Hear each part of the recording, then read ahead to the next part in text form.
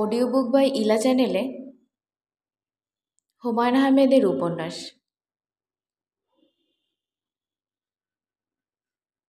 আজকের তৃতীয় পর্ব।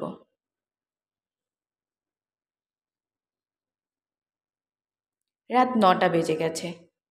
চিত্রা তার মাকে নিয়ে এখনও ফেরেনি।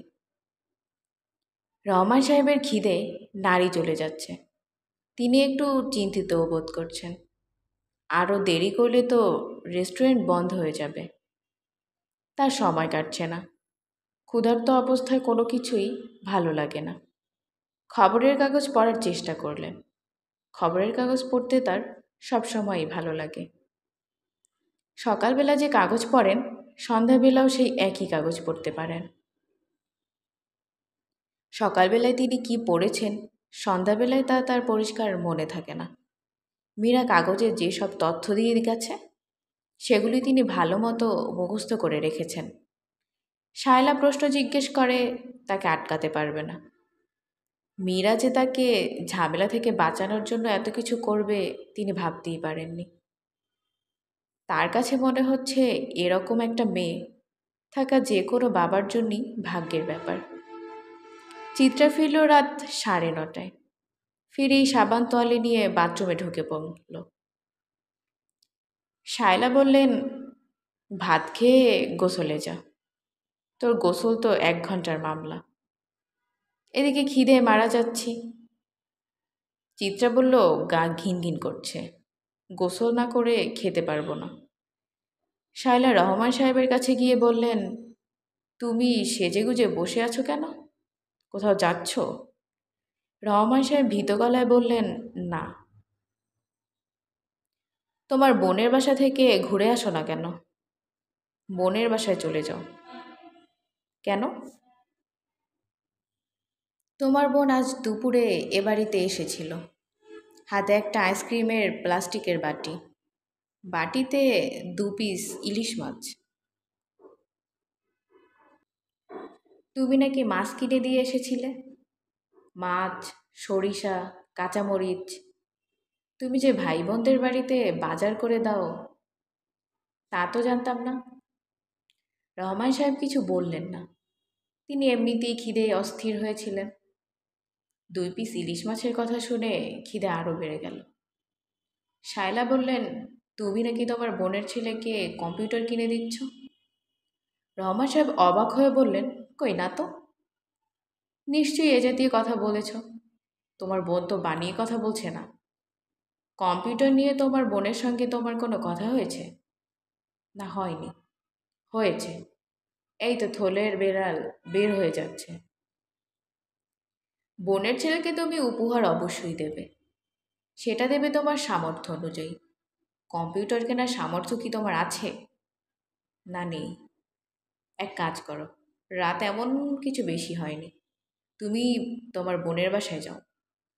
তাকে বুঝিয়ে বলে এসো, কম্পিউটার উপহার দেবার সামর্থ্য তোমার নেই। উপহার দিবে বলেছিলে, কিন্তু দিতে পারছো না। এখনই যাব? হ্যাঁ, এখনই যাবে। তোমার বোনের দিয়ে যাওয়া ইলিশ মাছ আমি গরম করে রাখবো, ফিরে এসে আরাম করে খাবে। বসে আছো কেন? ওঠো। রহমান সাহেব উঠলেন, দিশেহারার মতো এগুলেন দরজার দিকে। শায়লা বললেন, আচ্ছা ঠিক আছে, আজ যাও বাদ দাও। কাল অফিস ফেরত অবশ্যই বোনের কাছে যাবে। তাকে ভালো মতো বুঝিয়ে বলবে। রহমান সাহেব ঘাড় কাত করলেন।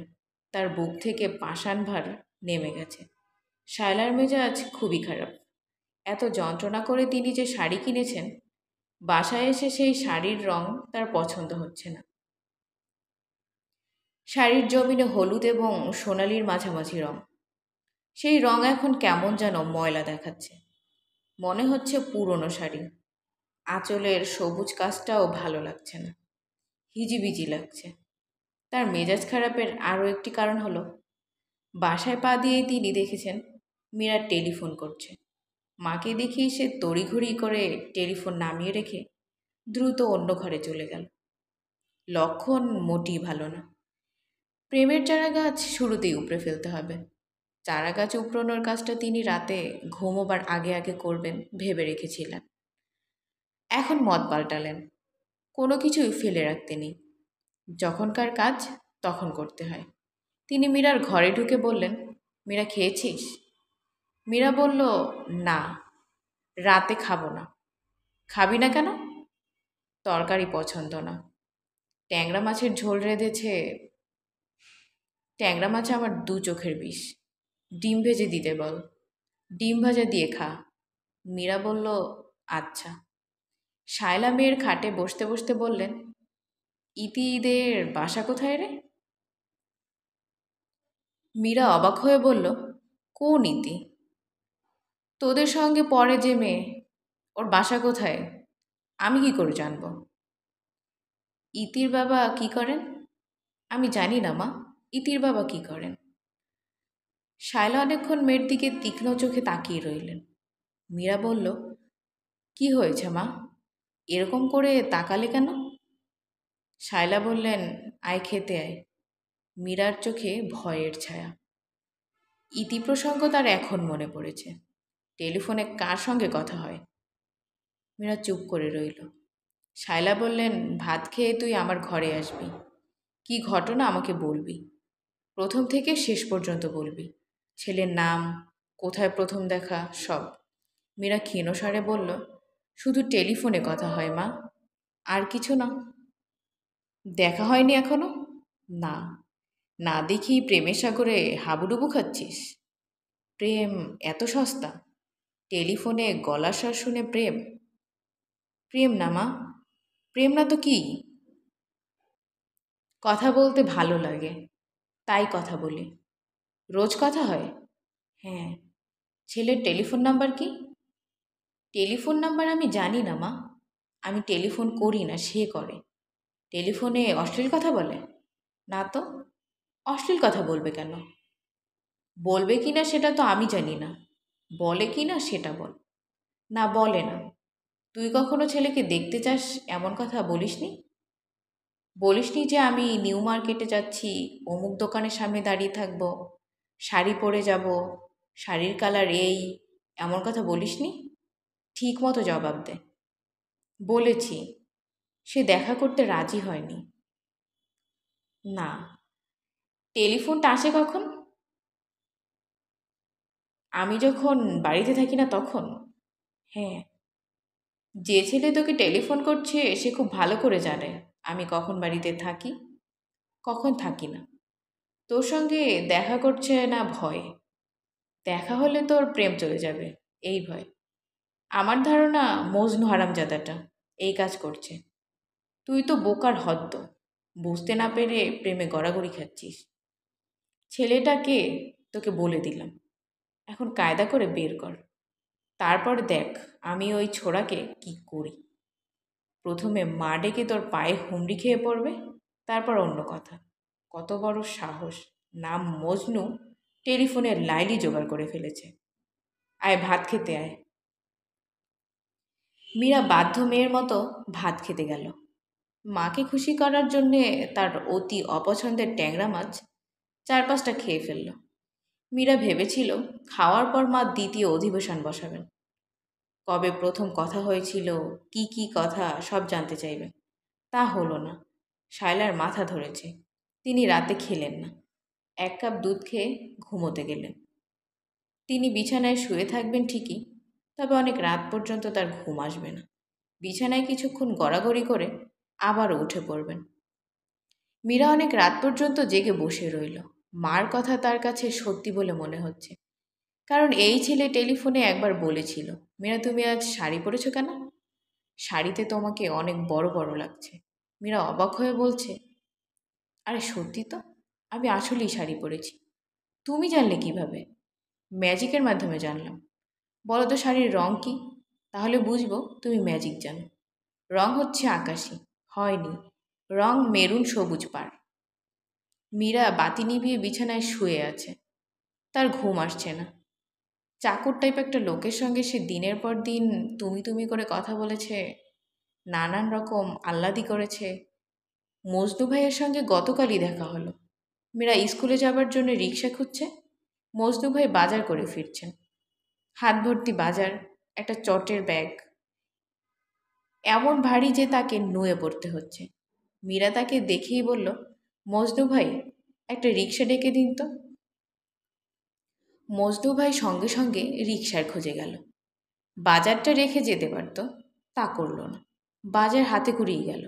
রিক্সা নিয়ে ফিরে এসে বলল, মীরা, রিক্সা ভাড়া দিও না। মীরা বলল, ভাড়া দেব না কেন? রিক্সা ভাড়া আমি দিয়ে দিয়েছি, আপনি কেন দেবেন? ভাঙতি ছিল, দিয়ে দিয়েছি।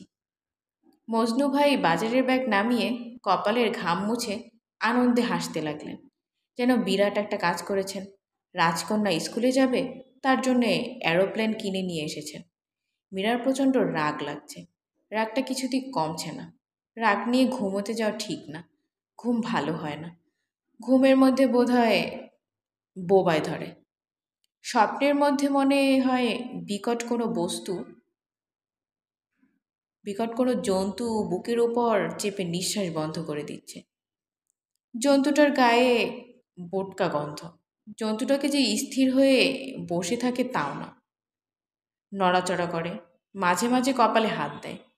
সেই হাত বরফের মতো শীতল এবং শিশুর হাতের মতো ছোট। বোবার হাত থেকে বাঁচার জন্যে একা বিছানায় শোয়া যাবে না, অন্য কাউকে নিয়ে ঘুমোতে হবে। আপার সঙ্গে ঘুমোনো যায়, চিত্রার সঙ্গে ঘুমোতে যাবার একটাই সমস্যা, চিত্রা গুটুর গুটুর করে সারা রাতি গল্প করবে। হয়তো মীরা ঘুমিয়ে পড়েছে, চিত্রা খিলখিল করে হেসে উঠে বলবে, এই মীরা, আজ কি হয়েছে শোন। আবার ঘুমে আমার চোখ বন্ধ হয়ে আসছে, ঘুম ঘুম চোখেই শোন প্লিজ। না শুনলে না শুনবি, আমি বলে যাচ্ছি। তুই দুই হাতে কান চেপে পড়ে থাক। হয়েছে কি, আমাদের সঙ্গে একটা ছেলে পড়ে, তার নাম কামরুল হুদা। আমরা সবাই তাকে ডাকি কামরুল বেহুদা। স্মার্ট ছেলে, কাজের ছেলে, পড়াশোনাতেও ভালো, টালটু বাল্টু টাইপ না। সে একদিন আমার কাছে এসে বলল, চিত্রা, সবাই আমাকে বেহুদা ডাকে। খুব ভালো কথা, তুমি বেহুদা ডাকবে কেন? আমি বললাম, সবাই ডাকলে যদি দোষ না হয়, আমি ডাকলেই বা দোষ কেন হবে? এই মীরা, গল্পটা শুনছিস না ঘুমিয়ে পড়ছিস?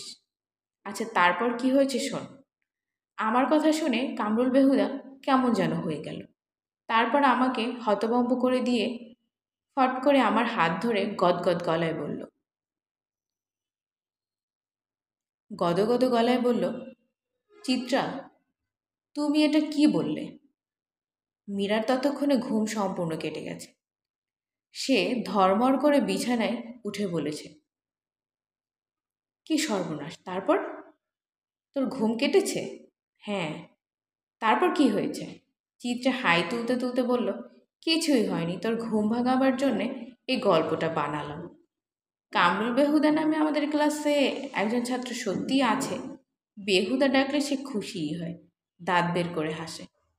তার প্রধান কাজ হলো ক্লাসের মেয়েদের বাসায় টেলিফোন করা এবং গম্ভীর ভঙ্গিতে বলা, আমি বেহুদা বলছি। একটা মিথ্যা গল্প বলে আমার ঘুম ভাঙালে? হ্যাঁ, সত্যি গল্প শুনলে কখনো কারো ঘুম ভাঙে না, উল্টো আরও ঘুম পায়। ঘুম ভেঙে মিথ্যা গল্প শুনলে? ঘুম ভাঙানোর তোর মেজাজ খারাপ হয়েছে তো? এখন কেন ঘুম ভাঙিয়েছি সেই কারণ জানলে মেজাজ আরও খারাপ হবে। কেন ঘুম ভাঙিয়েছ? গান গাইতে ইচ্ছে করছে, আমি গান গাইব, তুই শুনবি। অসম্ভব। কিন্নর কণ্ঠের একজন শিল্পী নিজের ইচ্ছায় তোকে গান শোনাতে চাচ্ছে, তুই শুনবি না? বলতো তুই কেমন মেয়ে? একদিন যখন সঙ্গীত শিল্পী হিসেবে আমি খুবই বিখ্যাত হয়ে যাব, তুই তো পড়বি মহাবিপদে। কি বিপদে? আমি একটা বই লিখব, আমার সঙ্গীত জীবন। সেখানে এই ঘটনার উল্লেখ থাকবে। বই পড়ে তোর ছেলেমেয়েরা রাগ করে তোকে বলবে, মা, তুমি বড় খালার সঙ্গে এরকম করতে পারলে? ছি মা, ছি। মীরাকে বাধ্য হয়ে গান শুনতে হবে। চিত্রা তার প্রিয় গান গাইবে, একটাই গান, রবীন্দ্রসঙ্গীত। নজরুল গীতির শিল্পীর প্রিয় গান হলো রবীন্দ্রসঙ্গীত। বধূ কোন আলো লাগলো চোখে, বুঝি দীপ্তিরূপে ছিল সূর্যলোকে। ছিল মন তোমারই প্রতীক্ষা করি, যুগে যুগে দিন রাত্রি ধরি। রাজকন্যা চিত্রাঙ্গদার গান। চিত্রাঙ্গদা গিয়েছে বনে হরিণ শিকারে, সেখানে দেখা হলো অর্জুনের সঙ্গে। তখনই এই গান। এই গান গাইবার সময় চিত্রার চোখে সবসময় পানি আসে। মীরার সমস্যা হলো বোনের চোখে পানি দেখলে তার চোখেও পানি আসে। গান শুনতে গিয়ে যদি কাঁদতে হয় তাহলে সেই গান শোনার দরকার কি?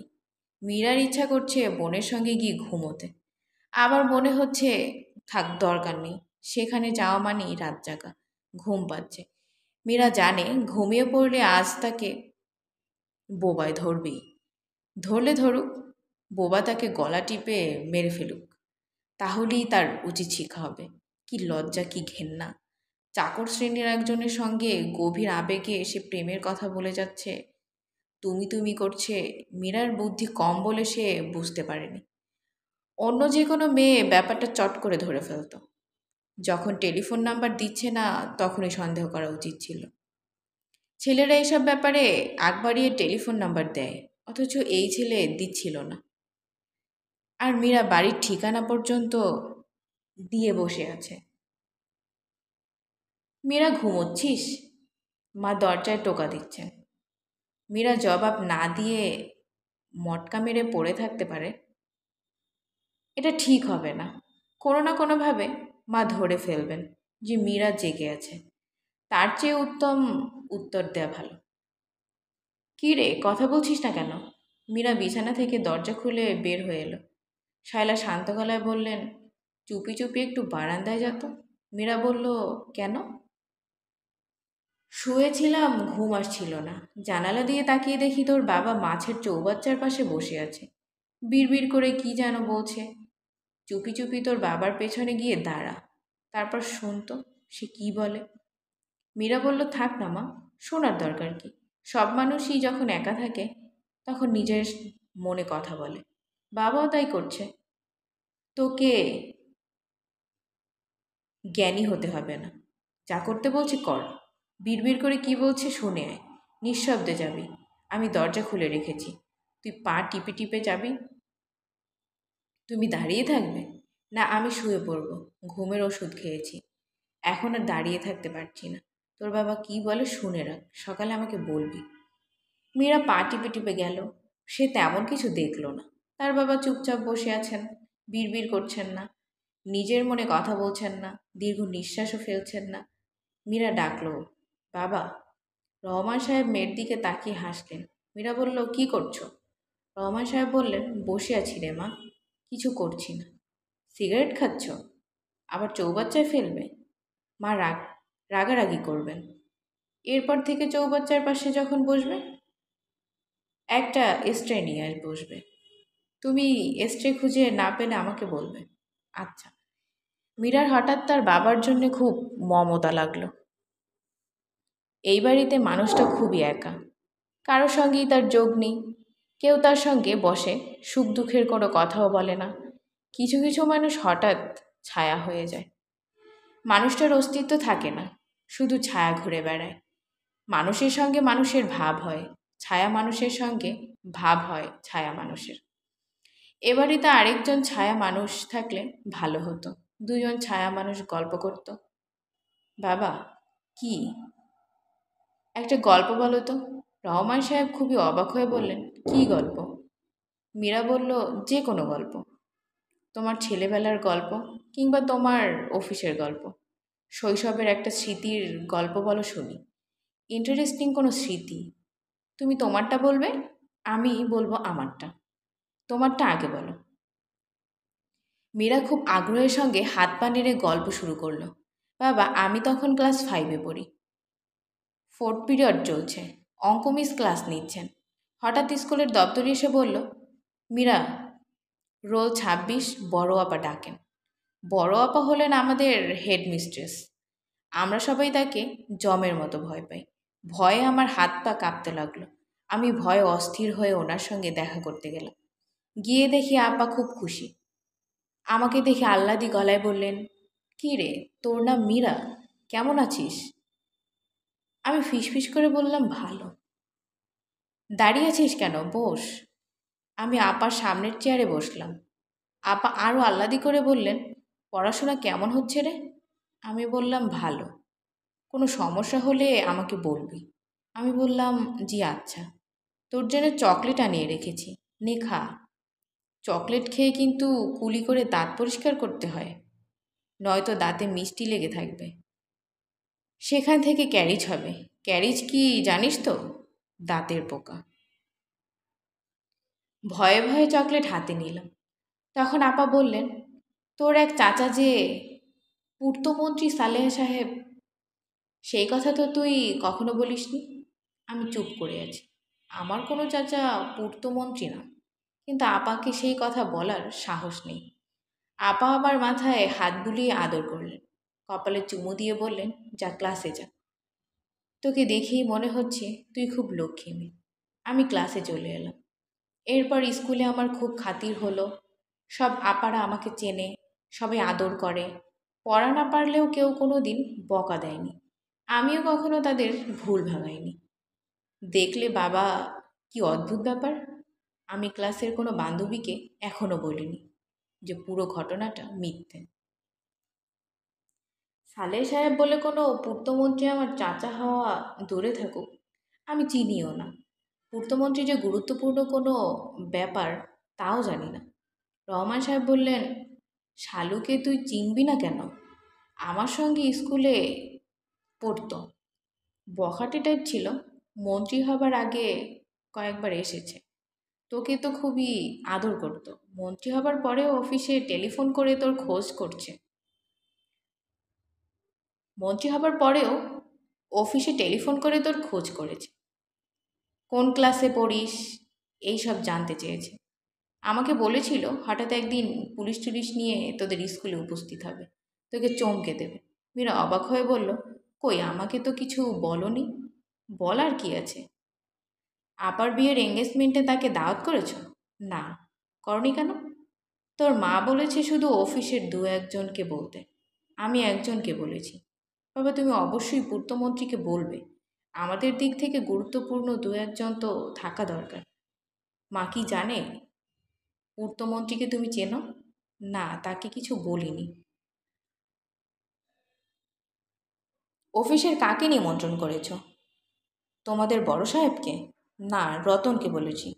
অত্যন্ত ভালো মানুষ, আমার পিয়ন। মীরা চোখ বড় বড় করে তাকিয়ে আছে। তার হাসি পাচ্ছে, কিন্তু সে হাসতে পারছে না।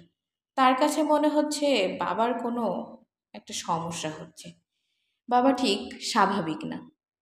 তার তাকানো, বসে থাকা, কথাবার্তা বলা, সব কিছুর মধ্যে সামান্য হলেও অস্বাভাবিকতা আছে। মীরা বলল, রাত অনেক হয়েছে, বাবা চলো ঘুমোতে যাই। রহমান সাহেব অবাক হয়ে বললেন, তুই না বললি তুই একটা গল্প বলবি, তারপর আমি একটা বলবো? আমারটা তো বললাম না। মীরা বলল, বেশ, তো বলো। মাছের একটা ব্যাপার, বুঝলি? মাছের ব্যাপার মানে কি? রাতের বেলা চৌবাচ্চার কাছে বসেছিলাম। তোর মা তো রাতের বেলা মাছ ঘরে নিয়ে যায়। সেই রাতে নেয়নি, হয়তো নিতে ভুলে গেছে, কিংবা মনে করেছে রোজ রাতে মাছদের নাড়াচাড়া করা ঠিক না। কিছু একটা সে ভেবেছে, মাছগুলি নেয়নি। আমি ওদের পাশে বসে সিগারেট খাচ্ছি। হঠাৎ চৌবাচ্চার ভিতরে মাছ একটা ঘাই দিল। আমি তাকালাম। তারপর দেখি একটা মাছ উপরে উঠে এসে আমাকে বলল, আজ আমাদের খাবার দেওয়া হয়নি। মাছদের মতোই বিজবিজ করে বলল। তবে আমি স্পষ্ট শুনলাম এবং বুঝতে পারলাম। এই হলো আমার গল্প। মীরা অবাক হয়ে বাবার দিকে তাকিয়ে আছে। রহমান সাহেব নির্বিকার ভঙ্গিতে সিগারেট ধরিয়েছেন। তাকে দেখে মনে হচ্ছে ঘটনাটা বলে ফেলতে পেরে তিনি স্বস্তি পাচ্ছেন। বাবা, মাছ তোমার সঙ্গে কথা বলল? হুম। তোর মাকে আবার বলিস না। তোর মা শুনলে ভেবে বসবে আমার মাথা খারাপ হয়ে গেছে, দুশ্চিন্তা করবে। মেয়েরা আবার দুশ্চিন্তা করতে খুবই পছন্দ করে। দুশ্চিন্তা করার কোনো বিষয়ই না, এমন সব নিয়েও তারা দুশ্চিন্তা করে। আমার নিজের মাকে দেখেছি তো, বেচারি মারাই গেছেন দুশ্চিন্তা করতে করতে। তোমার মা খুব দুশ্চিন্তা করতেন? অতিরিক্ত করতেন। দুশ্চিন্তার কারণে তিনি স্থির হয়ে এক জায়গায় বসেও থাকতে পারতেন না। ছটফট করতেন। মনে কর আমি বাথরুমে গেছি, বাথরুম থেকে বের হতে দেরি হচ্ছে, মা ভাববে আমি অজ্ঞান হয়ে বাথরুমে পড়ে আছি। তখন ছুটে এসে বাথরুমের দরজায় ধাক্কা দিতে দিতে বলবে, ও রহমান, তোর শরীর ঠিক আছে? একটু কথা বল বাবা। ঘুমোতে এসো বাবা। তুই যা, আমি বসি আরও কিছুক্ষণ। আমার ঘুম পায় নাই। রাত ৩টার আগে আমার ঘুম পায় না। বিছানায় শুয়ে জেগে থাকার চেয়ে এখানে বসে জেগে থাকা ভালো। মীরা চিন্তিত মুখে ঘরে ঢুকল। রহমান সাহেবের মনে হলো গল্প বলতে গিয়ে তিনি ভুল করেছেন। শৈশবের গল্প বলার কথা, তিনি সেটা না করে এই বয়সের একটা কথা বলেছেন। মোটামুটি চুক্তি ভঙ্গ করা হয়েছে। শৈশবের তার অনেক গল্প আছে। ইদারার গল্পটা বললে মীরা মজা পেত।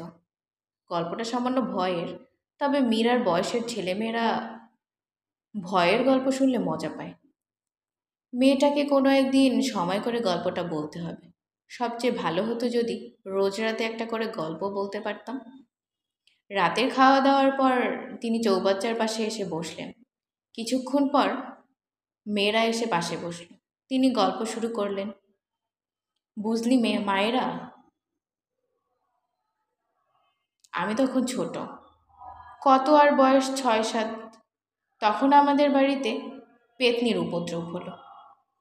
একটা খারাপ স্বভাবের পেতনি খুব যন্ত্রণা শুরু করলো। ফরিদার ধারণা সে আর ১০ জন মানুষের মতো না, সে উল্টা মানুষ। অন্যদের বেলায় যা হয় তার বেলায় উল্টো পাল্টা হয়। সবাই জানে ২ শালিক দেখা শুভ, শুধু তার বেলায় ২ শালিক দেখা ভয়ঙ্কর অশুভ। ২ শালিক দেখা মানেই তার ভয়ঙ্কর কিছু ঘটবে। আজ সকালে বারান্দার রেলিংয়ে ফরিদা ২টা শালিক বসে থাকতে দেখল। তার মনটাই গেল খারাপ হয়ে। বিরাট কোনো দুর্ঘটনা ঘটবে এ ব্যাপারে সে নিশ্চিত হয়ে গেল। ফরিদা হুস হুস শব্দ করে শালিক দুটোকে উড়িয়ে দিতে গেল। শালিকরা নড়ল না, বসেই রইল। ফরিদা জানে শালিক দুটো বসে থাকবে, তার বেলায় উল্টোটা তো হবেই। সে যদি থালায় করে কিছু ভাত এনে দিত তাহলে শালিক উড়ে যেত, কারণ সে উল্টো মানবী। দুষ্ট শালিক দুটোকে যত্ন করে ভাত খাওয়াতে ইচ্ছে করছে না। হারামজাদা পাখি থাকুক বসে। ফরিদার মনে হলো সকালবেলাতেই পাখি দুটোকে দেখা তার জন্য একদিকে ভালো হয়েছে। আগেভাগেই সাবধান হবার সুযোগ পাওয়া গেছে। বাবুকে আজ স্কুলে পাঠানো হবে না। স্কুলে কোনো দুর্ঘটনা ঘটতে পারে।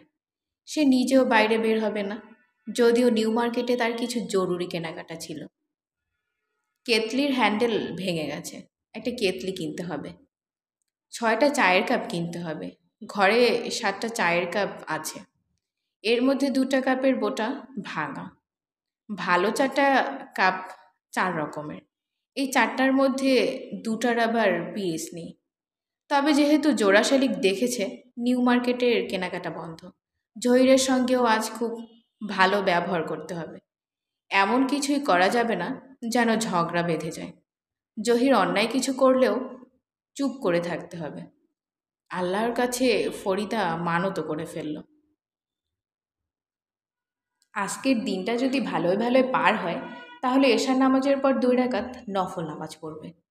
জহির ঘুম থেকে উঠল সকাল ৯টায়। খবরের কাগজ হাতে বারান্দায় এসে বসতে বসতে বলল, চা দাও তো। ফরিদা খুশি খুশি গলায় বলল, কফি খাবে? জহির রাগী গলায় বলল, কফি এলো কোত্থেকে? ফরিদা বলল, ১ কৌটো কিনেছি, তুমি কফি পছন্দ করো। আমি আবার কবে থেকে কফি পছন্দ করলাম? টাকা পয়সার এরকম টানাটানি, এর মধ্যে তুমি কফি কিনে ফেললে। সংসার উচ্ছন্নে যাচ্ছে তোমার জন্যে, এটা জানো? কফির কৌটার মুখ কি খোলা হয়েছে? না। তাহলে কফি ফেরত দিয়ে টাকা নিয়ে আসবে। আচ্ছা। আচ্ছা ফাচ্ছা না, আজই যাবে। ফরিদা চুপ করে রইল। কফির কৌটা ফেরত দিয়ে টাকা আনা যাবে না, কিছু সমস্যা আছে। কফির কৌটাটা সে দোকান থেকে উঠিয়ে নিয়ে এসেছে। কাজটা সে করেছে খুব স্বাভাবিক ভঙ্গিতে। তার কাঁধে ছিল একটা বাহারি চটের ব্যাগ। সেই ব্যাগে সে কফির কৌটাটা প্রথমে ঢুকালো, তারপর নিল একটা টমেটোর সস, সবশেষে 2টা কাপড় ধোয়া সাবান। ডিপার্টমেন্টাল স্টোরগুলো বেশ বড় বড়, এমনভাবে জিনিসপত্র সাজানো যে এদিক ওদিক তাকিয়ে যে কোনো কিছু উঠিয়ে নেওয়া যায়। ফরিদা চায়ের কাপ জহিরের সামনে রাখতে রাখতে বলল, বৃহস্পতিবারটা ফ্রি রাখবে। জহির চায়ের কাপে চুমুক দিতে দিতে বলল, বৃহস্পতিবারে কি? চিত্রার এঙ্গেজমেন্ট। চিত্রা আবার কে? ফরিদা অবাক হয়ে বলল, চিত্রাকে তুমি জানো না? বড় ভাইজানের মেয়ে। জহির বলল, যারা আমাকে চেনে না আমিও তাদের চিনি না। গরিব থাকবে গরিবের মতো, বড়লোক থাকবে বড়লোকের মতো। আগ বাড়ায়ে খাতির জমানোর কোনো দরকার নেই। ভাইয়ের মেয়ের এঙ্গেজমেন্টে আমি থাকবো না? না। তুমি এইসব কি বলছো? এটা আমার ফাইনাল কথা। যারা তোমাকে চোর ভাবে সেই বাড়িতে তুমি যাবে? তারা আমাকে কখন চোর ভাবল? এত তাড়াতাড়ি ভুলে গেছো? ফরিদা আহত গলায় বলল, কি উল্টাপাল্টা কথা বলছো? আমাকে চোর ভাববে কেন? 2 বছর আগে তুমি তোমার ভাইয়ের বাড়িতে বেড়াতে গিয়েছিলে। এক রাত থেকে নিজের ফ্ল্যাটে ফেরার পর কি হয়েছিল? আমি তো জানি না কি হয়েছিল। সকালবেলা তোমার ভাবি আমাদের বাসায় চলে এলেন।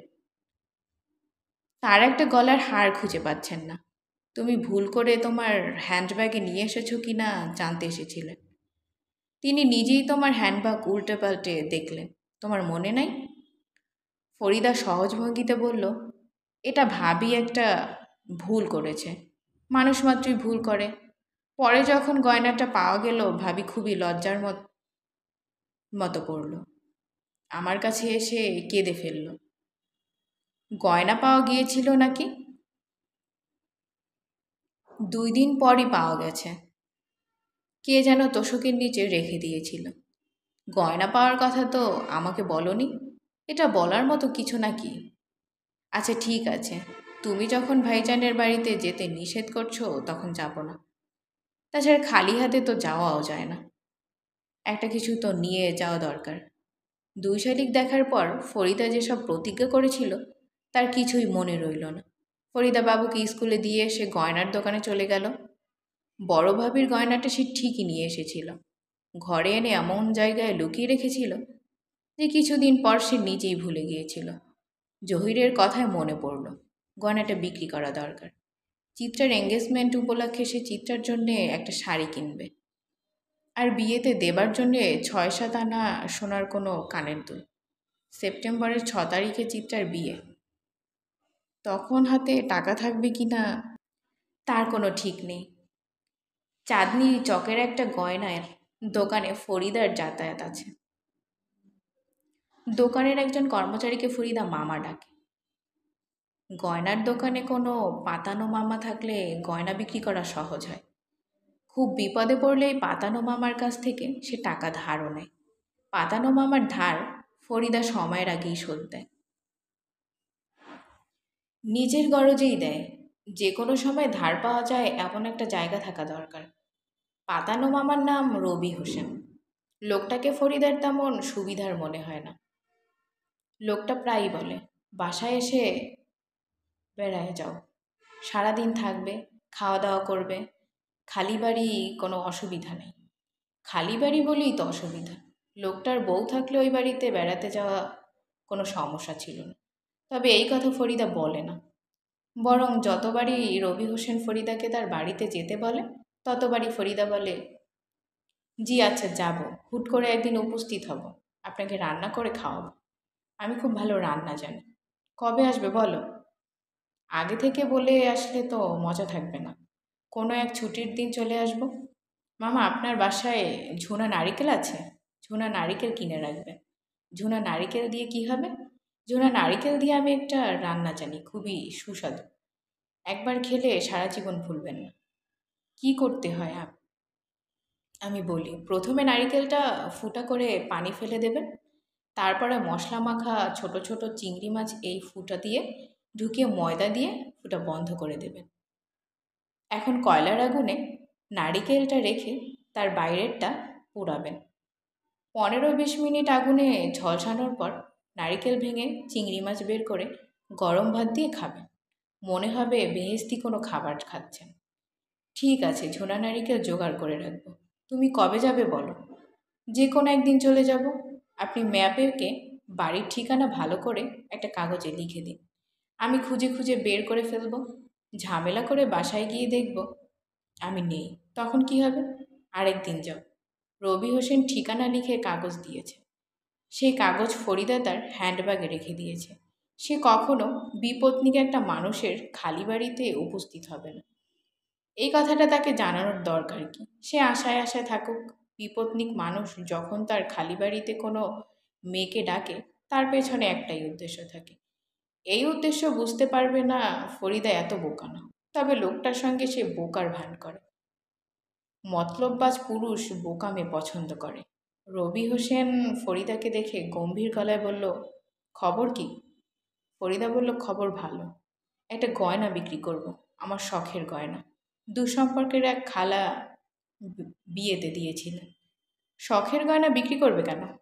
টাকার দরকার। একটা গয়না বিক্রি করে আরেকটা কিনতে হবে।